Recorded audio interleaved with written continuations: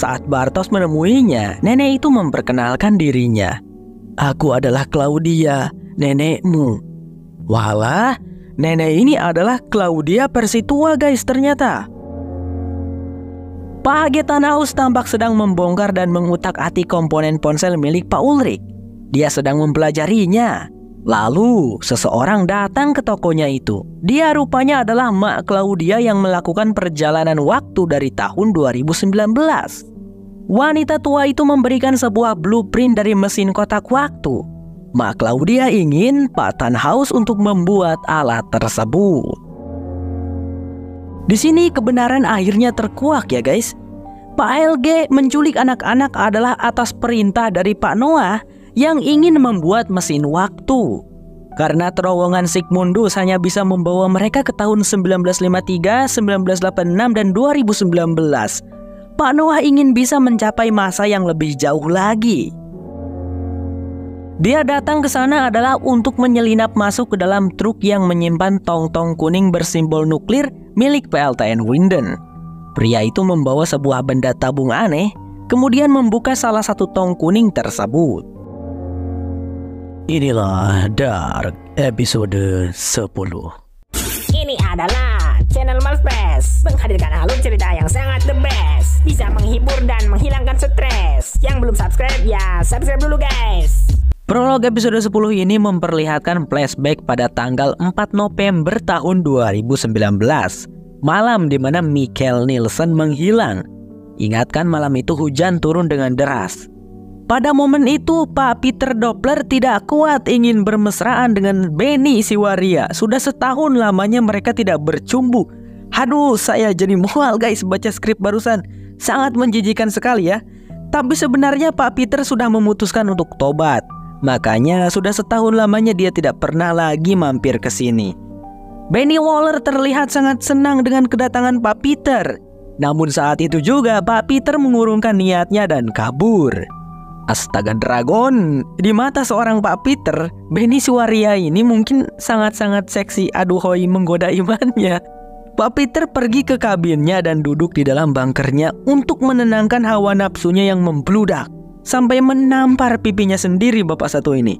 Tiba-tiba secara mengejutkan, di tengah ruangan bunker muncul sesuatu misterius.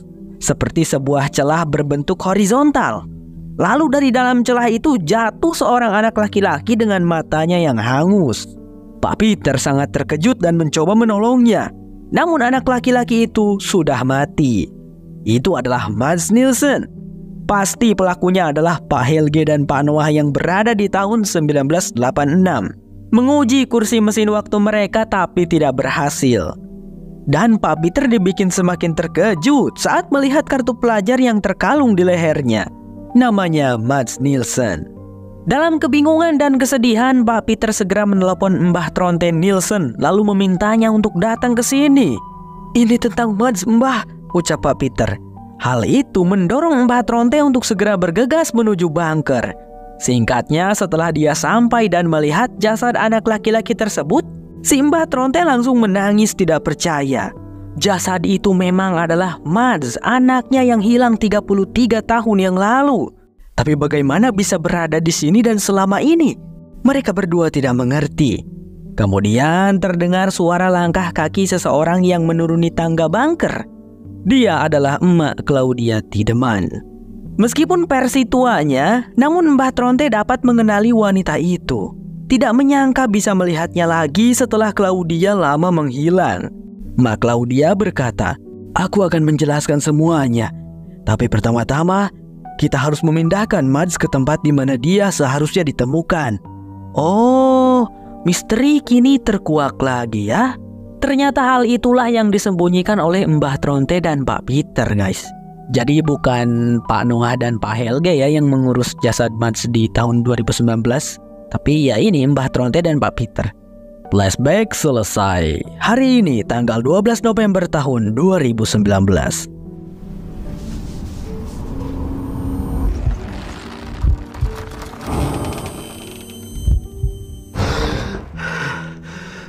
Singkat cerita, Jonas Kahnwald pergi mengunjungi neneknya, Ma Ines Kahnwald.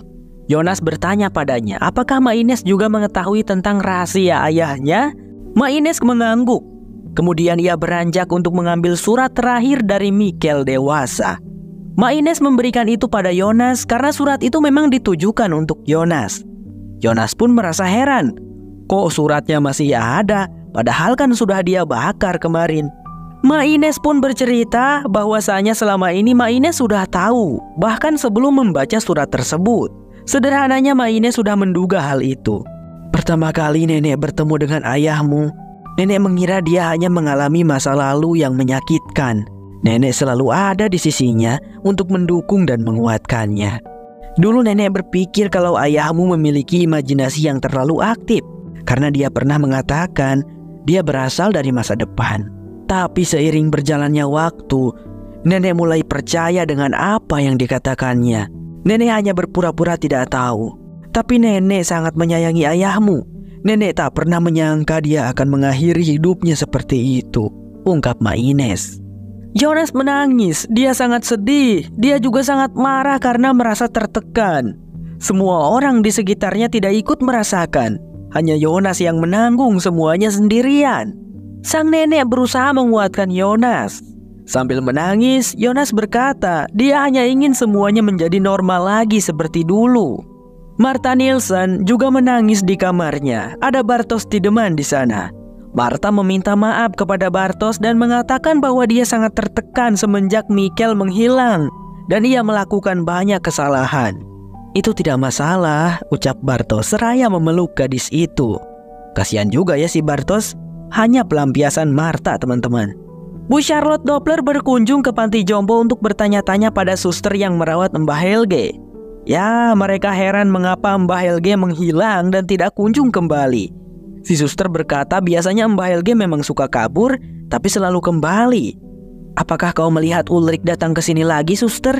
Tanya Bu Charlotte. Suster itu menggeleng. Ketika turun hujan, Jonas terlihat berjalan ke sekolah SMA Winden. Namun dia dicegat oleh Bartosz yang terlihat sangat marah kepadanya. Selama ini kukira kau adalah sahabatku, Jonas.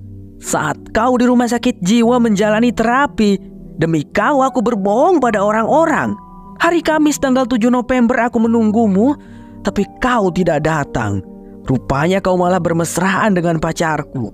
Martha sudah menceritakan semuanya. Dasar kau sialan, bentak Bartosz sambil mendorong Jonas. Jonas awalnya tidak melawan dan hanya mengatakan maaf. Tapi saat Bartosz menyinggung sesuatu tentang ayahnya, Jonas pun ikut emosi dan membalas menyerang Bartosz. Mereka bergulat di tengah hujan, namun kedatangan Martha menghentikan pertikaian itu. Jonas pun berjalan pergi meninggalkan mereka. Bibirnya tampak berdarah. Masa berpindah pada hari ini tanggal 12 November tahun 1953. Ulrich Nilsson yang telah ditangkap oleh Pak Egon Tiedemann dibawa ke kantor polisi. Di sana pihak polisi mengambil foto wajah Pak Ulrich. Namaku Egon Tiedemann, sheriff di kota Winden. Sebutkan siapa namamu, wahai penjahat, dan katakan apakah kau membunuh Helge? Tanya Pak Egon, yang langsung membuat Pak Ulrich tertawa. Jadi kau, Egon? Helge masih hidup. Karena jika Helge mati, kedua anak itu, Erik dan Yasin, mereka pasti hidup dan tidak mati, ucap Pak Ulrich. Namun Pak Egon tidak mengerti apa maksud Pak Ulrich ini. Pak Ulrich pun tidak mau menjelaskan apa-apa lagi karena ia tahu Pak Egon tidak akan mempercayai perkataannya. Tujuanku hanyalah membunuh banyak jiwa. Semakin banyak, semakin aku merasa senang, ucap Pak Ulrich. Apa kau ini seorang satanisme? Tanya Pak Egon bingung. Bukan, aku seorang inspektur polisi. Itu hanyalah lirik lagu tahun 80-an. Kuberitahu kau sekarang, kau tidak akan menyukainya nanti, ungkap Pak Ulrich. Pak Egon tidak terlalu menanggapi. Dasar orang tidak jelas. Bawa dia ke sel tahanan, ucap Pak Egon kepada para petugas bawahannya. Pak Ulrich meronta-ronta ingin dilepaskan, tapi dia terus mengejek Pak Egon. Lepaskan aku! Egon sialan! Apa kau sudah menjadi pemabuk sekarang? Atau kau jadi pemabuk setelah istrimu meninggalkanmu karena kau sangat menyedihkan, Egon? Teriaknya. Beberapa saat kemudian Pak Daniel Kahnwald bersama dua petugas datang menginterogasi Pak Ulrich, menanyakan di mana Helge berada. Pak Egon juga ada, tapi dia berada di luar mengawasi saja. Dan karena Pak Ulrich tidak mau mengatakan di mana Helge berada, mereka pun memukuli Pak Ulrich secara brutal. Masa berpindah pada hari ini, tanggal 12 November tahun 2019. Bu Charlotte berada di dalam mobil masih di tempat panti jompo. Dia menelepon suaminya yaitu Pak Peter. Ia teringat dulu Pak Peter pernah bercerita kalau Pak Helge semasa kecilnya pernah mengalami penculikan. Tapi Bu Charlotte lupa tahun berapakah itu? Tahun 1953. Memangnya kenapa, Charlotte? Tanya Pak Peter. Untuk sejenak Bu Charlotte merenung. Tahun 1953 itu tepatnya 66 tahun yang lalu dari sekarang. 2 kali 33 tahun. Bu Charlotte bergumam pelan. Semuanya terhubung. Setelah itu dia menutup telepon. Singkat cerita, Bu Charlotte sudah berada di kantor polisi, tepatnya di tempat penyimpanan arsip. Dia meninjau mikrofilm surat kabar pada tahun 1953, yaitu tentang penculikan Helge Doppler yang kala itu berusia 9 tahun. Alangkah terkejutnya Bu Charlotte saat melihat ada foto Pak Ulrich terpampang di sana, menjadi tersangka utama penculikan Helge kecil dan pembunuhan 2 anak di lokasi konstruksi. Kok bisa, pikirnya Bu Charlotte. Kembali pada Jonas, dia merenung memandangi tiang kayu di langit-langit rumah yang digunakan oleh ayahnya untuk menggantung diri. Setelah berpikir keras, Jonas pun akhirnya memutuskan untuk membawa Mikkel kembali ke sini. Meskipun itu akan menghapus keberadaannya, Jonas tidak peduli lagi. Sebelum pergi, Jonas memeluk ibunya dengan erat sembari berkata, "Semuanya akan baik-baik saja, Bu," ucapnya. Mungkin inilah terakhir kali Jonas dapat melihat sang ibu. Kemudian Pak Peter dan Mbah Tronte saat ini sedang berada di dalam bunker lagi. Pak Peter terlihat resah dengan semua ini. Apakah Emak Claudia benar-benar bisa dipercaya? Namun Mbah Tronte di situ meyakinkan bahwa semuanya akan berakhir dalam beberapa jam lagi. Mads akan tetap hidup dan semuanya akan kembali normal. Ia percaya pada Emak Claudia. Karena yang tertulis dalam buku Triquetra Ramalan semuanya telah terjadi dalam seminggu ini. Tapi Mbah, ada halaman terakhir yang dirobek. Kita tidak tahu apa yang akan terjadi setelah hari ini, ucap Pak Peter. Setelah hari ini, semuanya akan menjadi baru, Peter, jawab Mbah Tronte dengan yakin. Di saat yang sama, Jonas akhirnya kembali ke Gua Winden untuk masuk ke terowongan Sigmundus dalam misinya untuk menjemput Mikkel. Masa berpindah pada hari ini, tanggal 12 November tahun 1986. Mbah Helge Doppler masih berada di tahun ini. Semalam dia tertidur di menara pengawas sama seperti Jonas kemarin-kemarin. Singkat cerita, Mbah Helge memutuskan untuk menemui Pak Helge di kabin. Awalnya Pak Helge tidak tahu siapa sosok kakek tua ini. Namun saat kakek itu membuka ciputnya dan memperlihatkan bekas luka yang sama di bagian kiri kepalanya, Pak Helge langsung ngeh bahwa kakek itu adalah dirinya versi sudah tua. Mbah Helge memeluk Pak Helge sembari mengatakan, "Kau harus berhenti, karena semua yang dikatakan Noah adalah bohong. Noah sangat jahat, dia iblis. Kau jangan sampai melakukan kesalahan yang sama seperti yang kulakukan," pinta Mbah Helge. Pak Helge sangat terkejut dan kebingungan. Dia mendorong Mbah Helge lalu berlari masuk ke mobilnya dan pergi dari sana. "Tidak Helge, kau harus berhenti," teriak Mbah Helge. Yang kemudian dia teringat dulu dirinya juga pernah mengalami kejadian ini. Dan sepertinya Mbah Helge mengingat apa yang harus dia lakukan untuk menghentikan Pak Helge. Sin menyorot Mang Ojans lagi. Meskipun kemarin sempat diusir, tapi Mang Ojans memutuskan untuk kembali mengunjungi toko Mbah Hage Tannhaus. Mang Ojans pun tercengang karena Mbah Tannhaus bisa membuat mesin kotak waktu yang sama kurang dari 2 hari saja. "Tidak Ojans, yang ini aku sudah membuatnya sejak 33 tahun yang lalu. Pada awalnya, kupikir kotak waktu yang kau bawa berbeda dengan kotak waktu yang kubuat. Tapi ternyata ini adalah perangkat yang sama. Ada namaku terukir di kotak waktu milikmu loh. Itu artinya mesin kotak waktu yang rusak ini adalah versi tua dari kotak waktu yang kubuat. Kau membawanya dari masa depan. Tapi mau tahu tidak hal yang uniknya Ojans? Sebelumnya, aku kesulitan untuk menyelesaikan tahap akhir dari perangkat ini. Namun karena dirimu yang membawa kotak waktu versi tua, aku jadi tahu bagaimana bentuk akhirnya dan aku jadi bisa menyelesaikannya. Sebuah paradok, Ojans. Jadi jika kau tidak membawa alat ini dari masa depan, aku tak akan pernah bisa membuat alat tersebut dengan sempurna, ungkap Mbah Tannhaus. Dia lalu mengeluarkan ponselnya Pak Ulrich yang masih ia simpan sejak dulu sampai sekarang. Benda ini memancarkan semacam sinyal impuls elektromagnetik, seakan-akan seperti berkomunikasi dengan mesin kotak waktunya. Setelah mengatakan itu, Mbah Tannhaus mendekatkan ponsel tersebut ke mesin kotak waktu, sehingga menyebabkan mesin kotak waktunya menyala. Kemudian Mang Ojans mengeluarkan botol aneh kemarin yang sempat dibawanya ke dalam truk yang berisi puluhan tong kuning. Ia mengungkapkan bahwa botol itu berisi CS137 atau isotop radioaktif cesium yang dia ambil dari dalam tong kuning di tahun 2019. Kenapa repot-repot harus mengambil dari tahun 2019, Bang? Kan di tahun 1986 juga sudah ada itu tong kuningnya. Tapi kan tong kuningnya ada di dalam gua PLTN Windendun. Mang Ojans gak bakalan bisa masuk ke wilayah PLTN. Tapi Mang Ojans tahu dari mana ya kalau tong-tong kuning itu berada di dalam truk? Botol tersebut dia pasang ke dalam wadah kotak waktu yang sudah tersedia. Oh, ternyata itu fungsinya, celetuk Mbah Tannhaus. Mang Ojans selalu mengemas kotak waktu tersebut dan hendak pergi. Tapi sebelum itu si Mbah bertanya, seperti apakah masa depan yang dilihat oleh Mang Ojans? Aku hanya berharap pada esok hari semuanya akan berbeda. Hanya itu jawaban dari Mang Ojans. Scene beralih pada Pak Helge yang saat ini sedang bersama dengan Pak Noah di dekat gereja. Melihat Pak Helge yang terlihat seperti merasa tertekan, Pak Noah kemudian menceritakan sesuatu. Bertahun-tahun yang lalu, ketika aku remaja, ada seorang pemuda yang mendatangi rumah keluargaku, dan keluargaku menolongnya.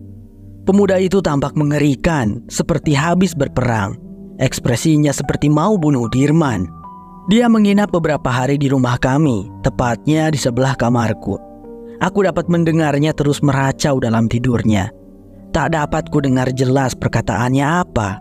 Namun, suatu hari pemuda itu berdiri di hadapanku dan mengatakan sesuatu dengan sangat jelas. Dia berkata, tidak ada satupun yang sia-sia. Tidak satu tarikan napas pun, tidak satu langkah pun, tidak sepatah kata pun, dan tak ada satu rasa sakit pun yang sia-sia. Sebuah keajaiban dari Yang Maha Kuasa. Aku tak paham maksud perkataannya itu. Lalu, setahun kemudian saat aku merasakan penderitaan, akhirnya aku mengerti apa maksudnya. Tak ada musibah yang menimpa kita dengan sia-sia. Itulah yang membentuk diri kita. Itulah yang memberi kita kekuatan. Rasa sakitlah yang membentuk diri kita, Helge, ucapnya Pak Noah.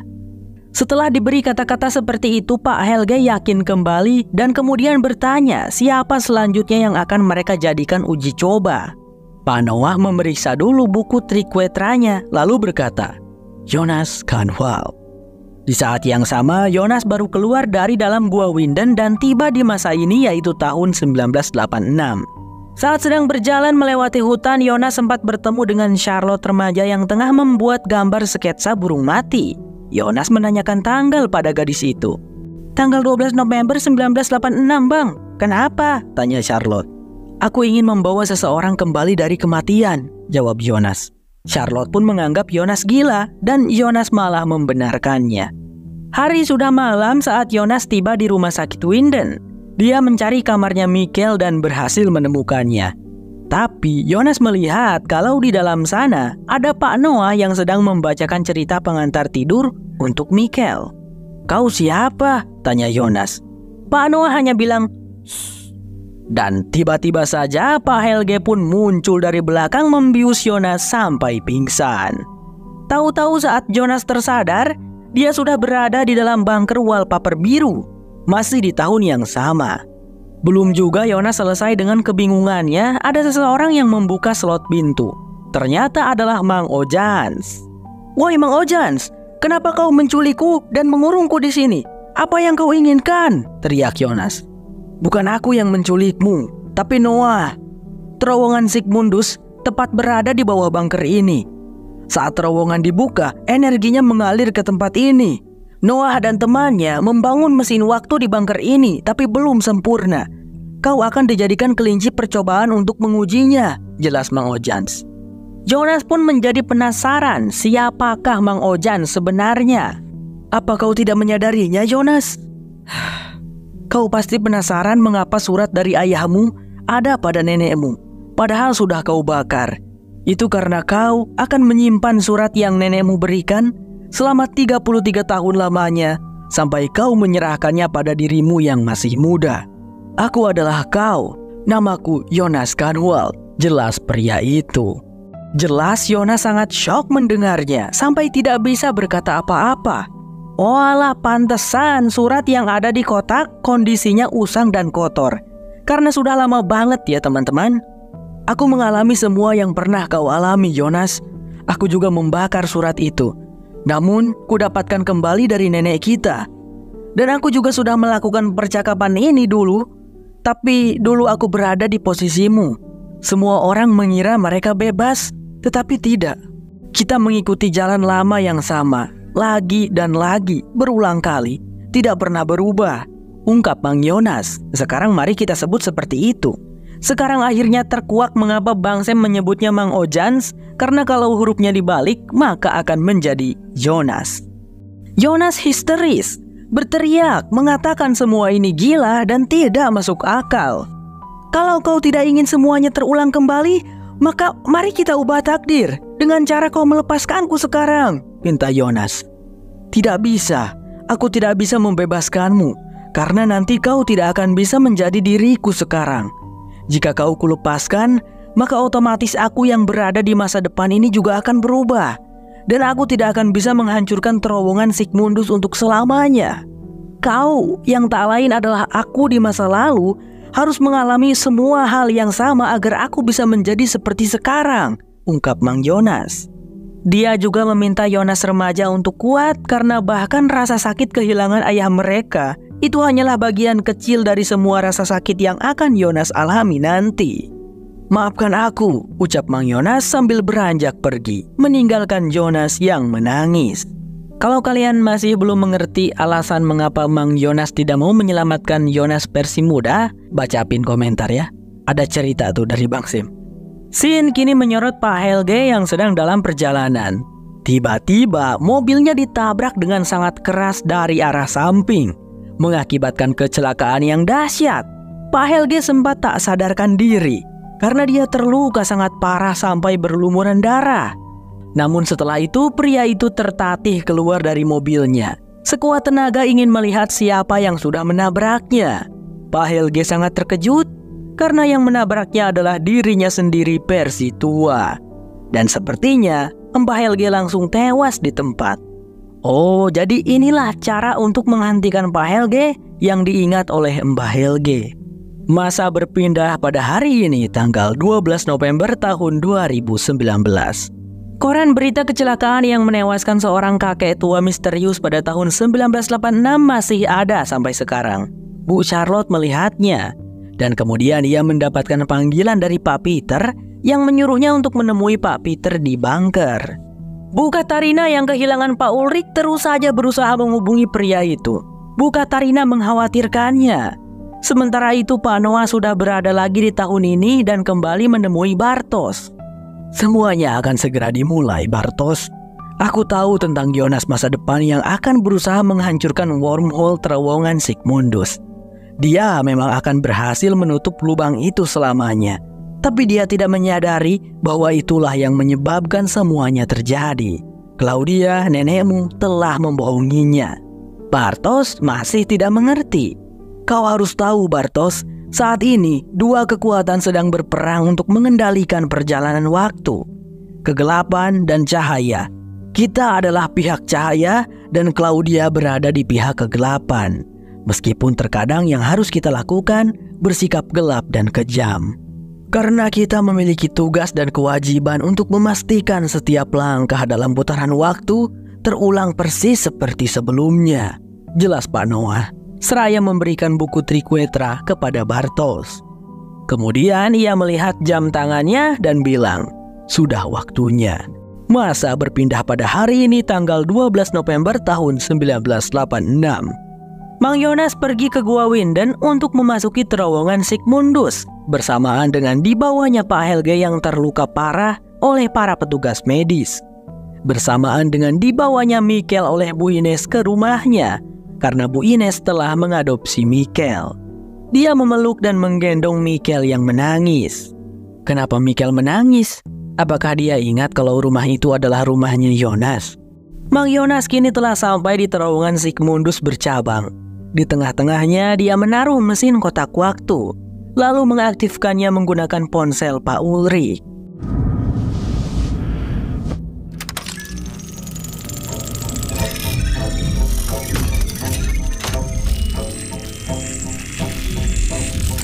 Terlihat mesin itu mengeluarkan seperti percikan listrik. Mang Yonas sempat berhalusinasi melihat ayahnya yang berlumuran cairan hitam. Oh iya, di episode 1 saya salah guys. Bukan berlumuran darah ya, tapi berlumuran cairan hitam. Entah cairan apa itu? Oli kah? Terlihat percikan listrik dari mesin kotak waktu membentuk sebuah kubah berwarna hitam di atasnya. Kemudian lampu mulai berkedap-kedip di seluruh penjuru kota Winden bersamaan pada 3 masa yang berbeda. Tahun 1953, 1986, 2019. Tapi tidak hanya lampu yang berkedap-kedip kini disertai dengan gemuruh dan getaran dari dalam tanah yang menyebabkan benda-benda bergoyang seperti gempa bumi tapi dalam skala yang kecil. Di tahun 2019, Pak Alexander dan Bu Regina Tiedemann yang sedang dalam perjalanan terpaksa berhenti dan mereka melihat sebuah kubah hitam yang besar menjulang di atas hutan Winden, perlahan-lahan menutup ke bawah. Sepertinya akan menutup wormhole di terowongan Sigmundus selamanya. Lalu di tahun 1953, Helge kecil masih berada di dalam bunker, terkunci. Dia tampak ketakutan sembari memegangi kalung koin 1 pfennig dari Pak Ulrich. Tunggu. Jadi selama ini Helge mendapatkan kalung 1 pfennignya dari Pak Ulrich. Tapi kan Pak Ulrich juga mendapatkan kalung 1 pfennignya dari Mbah Helge di masa depan. Jadi duluan yang mana tuh? Seperti kata Mbah Tannhaus, fenomena ini seperti ayam dan telur. Kita tidak tahu mana yang duluan ada.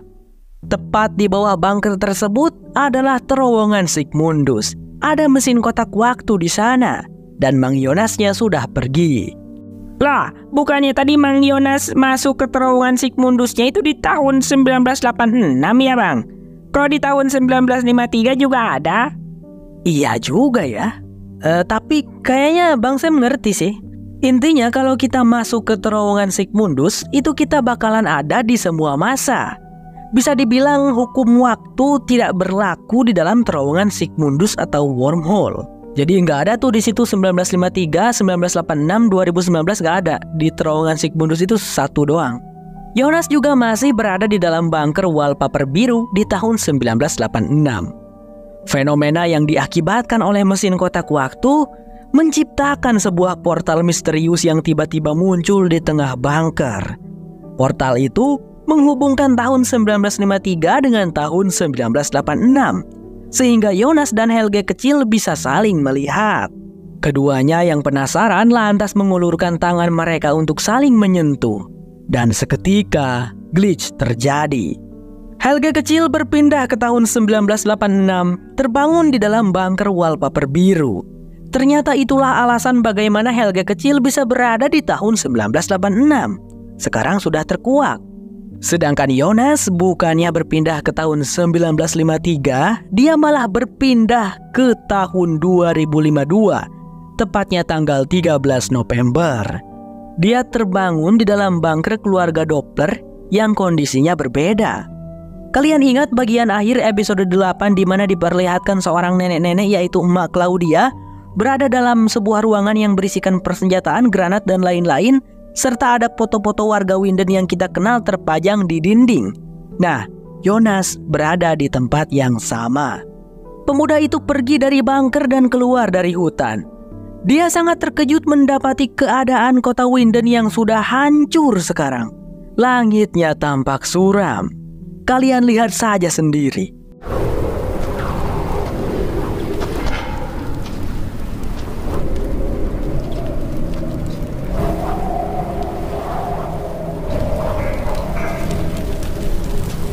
Saat Yonas masih dilanda kebingungan, tiba-tiba sebuah truk datang yang dinaiki oleh sekelompok orang bersenjata. Yonas diperintahkan untuk angkat tangan dan berlutut. Yonas menurut saja lalu bertanya tahun berapakah sekarang ini. Salah satu dari mereka, seorang gadis bernama Celia, berkata pada Yonas, "Selamat datang di masa depan." Lalu Yonas ditimpuk pakai popor senapan. Dark bersambung. Terima kasih buat kawan-kawan yang nonton video ini sampai habis. Sehat selalu ya kalian. Sampai jumpa lagi di Dark episode 11. Saya Sam, bye-bye.